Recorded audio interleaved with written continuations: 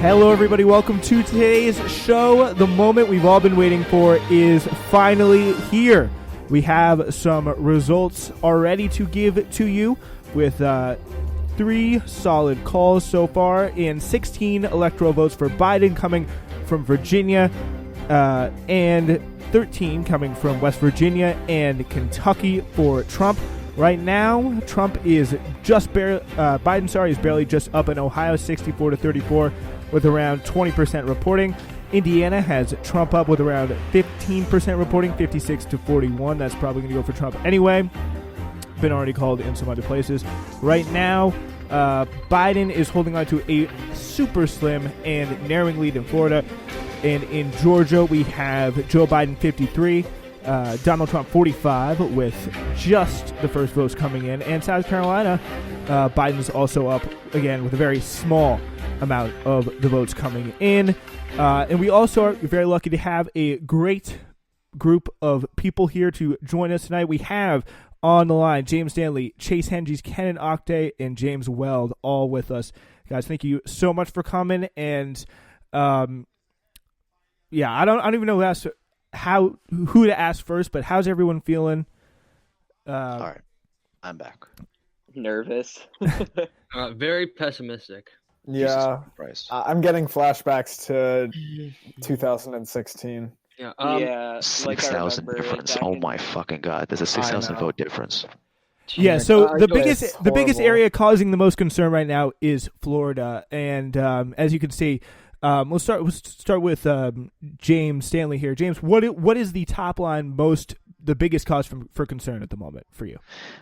Well, right now, as we look at the map for Florida, we see that Trump is doing much better in the Hispanic community than previously expected. It was relatively expected he was going to do relatively good in the Hispanic community due to Biden's lack of campaigning and lack of understanding on how to get the Hispanic vote over to him. But the biggest concern for me is the fact that Miami-Dade has gone heavily towards Biden from previous elections. I mean, Bill Nelson, 2018, who by no means was anything different.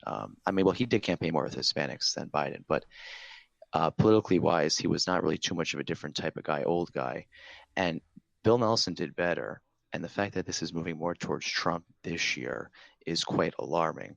And even like in areas that Biden really should be doing better in, Miami, for example, and even West Palm Beach, as we see now, is starting to go a little bit more towards Trump. And even Pinellas County, which is up to the western part of the state, west of Tampa, that's the biggest concern for me. We pretty much saw a pretty big swing over to Trump, in a year where we should have seen a relatively, or at least expected, a relatively bigger turn to Biden. All right, and you guys can all just kind of add in here, but we can go now. Let's ask the other James Weld. How do you think this play out to the rest of the election here? I think it's kind of hard to translate Florida into something like Pennsylvania because of the differences in demographics and the fact that Florida is a very, very unique state with its Hispanic population being more typically Republican and a really high senior population. And what I'm reading is that the margins that Trump has cut into Clinton's Hispanic numbers by are outperforming the numbers that Biden has cut into Trump's share of seniors. So for Florida, that means that we're going to have a really close election and probably a Republican victory. But I'm also seeing that data from the Midwest is showing Biden more favorably right now, and I think that would make sense considering the differences in demographics between the Rust Belt states and the Florida. Yeah, that definitely makes a lot of sense there. Chase, what other results are you watching in right now?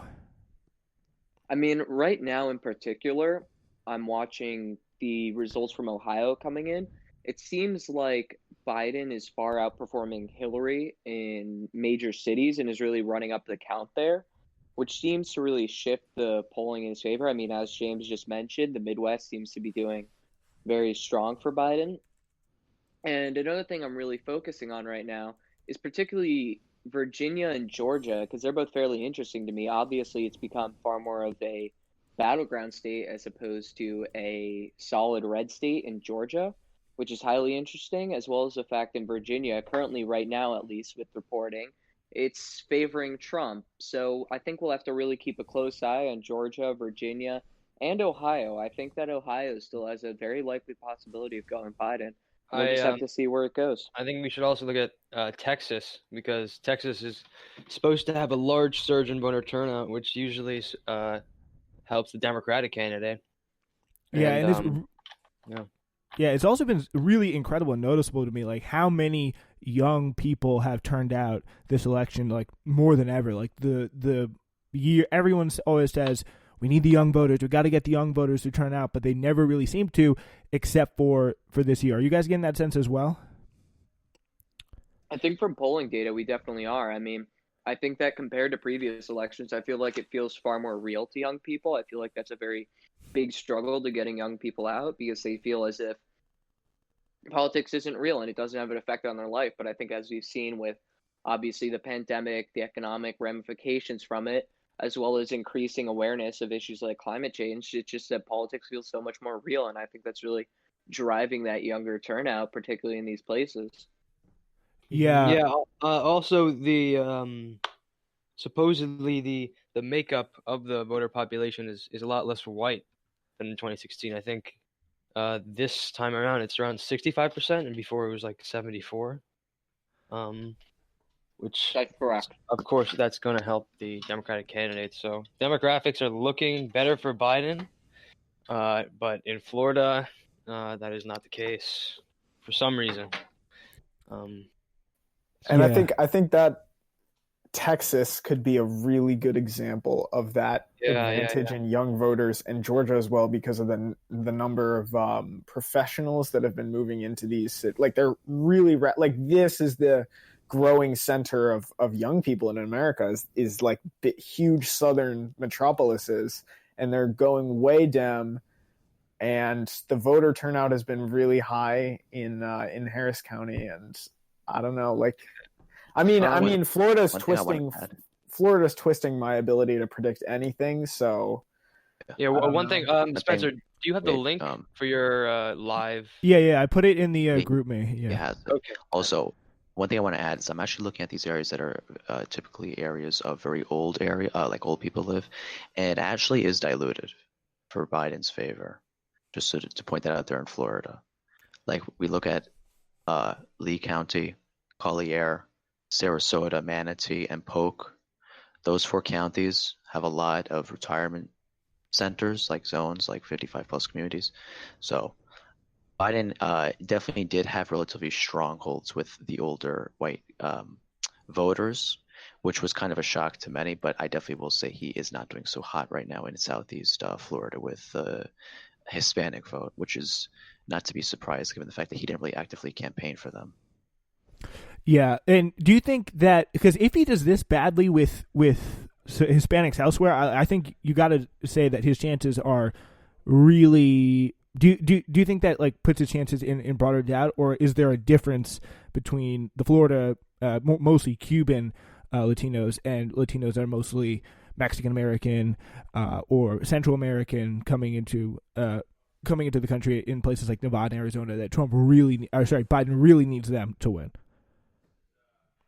Cubans have always been a far separate electorate to the broader Hispanic electorate due to their predominant nature fleeing from communist persecution in Cuba. They typically vote heavily conservative, and there's also been a lack of sort of policies aimed against them as there have been towards Central American and Mexican American Hispanics under the Trump administration. So I think a huge thing is that these are 2 wildly different electorates, and I think we just have to keep that in mind. We just saw the 8 p.m. polls close. Seems that Biden has picked up mostly the kind of East Coast states like Delaware, Maryland, all the states that we kind of expected that he would win. At least that's by the CNN projection there. But we will get some very interesting results kind of in the Midwest part of the country. We'll start to see some of those Rust Belt results come in. And also, critically here, the Florida Panhandle, which could be the death knell for any chances Biden may have in terms of winning Florida. As that is, Donald Trump is leading in Florida already at this point in the night. So But Tallahassee hasn't even put Tallahassee, in a lot of stuff. I think the Panhandle is going to come in very strong for Trump. Obviously, I would be comfortable making a soft declaration that Trump is going to win with most probability. Although we never know what's going to happen, really. Oh. And I think Texas. I mean, I'm not. Does anyone really know when we're supposed to hear from Texas in its entirety? Because but like, do we know if there's going to be a delay with mail-in? Because Texas could replace Florida as the bellwether of the election if Florida decides to go red. And that for Texas. So 1% right now in Georgia, just so you know. So the early votes, in Texas, the early votes should arrive very quickly. Early votes from metropolitan areas should arrive quickly. That's going to appear to get by the big Texas lead. Coming in Fort Worth right now. Then we'll have to see whether Trump can catch up with the rural and election day votes. So Texas can take a while to count up the votes, but it ought to be mostly finished on election night. So we'll have a pretty good idea.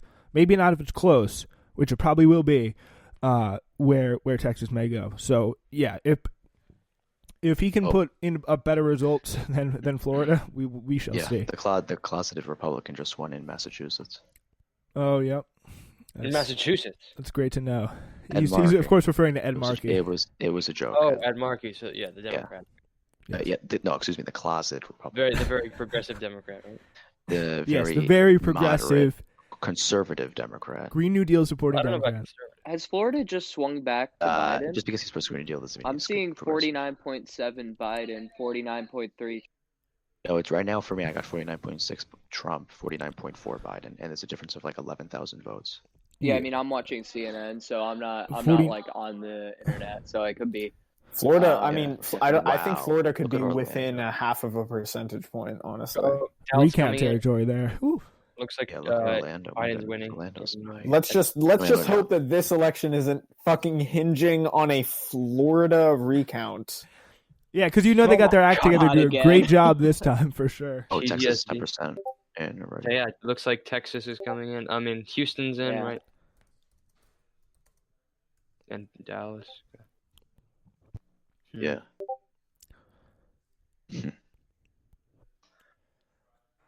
Well, it seems like Ohio is really reporting votes quick because they're already at 31%. Huh. Yes. Wait, am I the only one that has Biden back up in Florida? Let me look. No, Biden just went back up in Florida. Commanding lead as well. Jeez. Oh, because guess who reported? My best friend's down in Broward. Oh, yeah. I don't see that in Florida. Are you guys at 82% reporting? I got 49 point. Yeah, I got 83 because Broward is at 98%. Of estimated the corpse of Miami-Dade has many votes left to be tabulated. Yeah, but then again, around 80, I really wish that we could find like what municipalities they went in because they may have already counted all the Cuban areas. Oh, North Florida is starting to come in. Uh-oh. The Panhandle. I'm not getting what North you're getting. Florida, The AP is not. North Florida put is Trump definitely over. gonna. They just put Trump over. Yeah, they just put Trump over. In AP? Yeah. Oh, AP has called Florida for Trump? Or I don't think they have called Florida for Trump yet. Okay, so we shall see.